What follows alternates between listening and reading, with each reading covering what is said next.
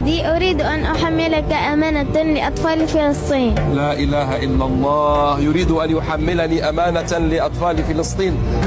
ما هي الأمانة يا سيدي؟ أريد أن أهدي جائزة مالية لأطفال فلسطين، إلى الأطفال المسجونين، إلى الأطفال المعاقين. لا إله إلا الله. شوف يا ولد، إنها 40 مليون سنتيم وأنت لازلت صغيرا، ربما يعني تعطيها لأبيك. لا. ماذا تفعل بها؟ كل شيء يهون في سبيل فلسطين، أفديها بمالي وروحي. وقل لأطفال فلسطين: كل أبناء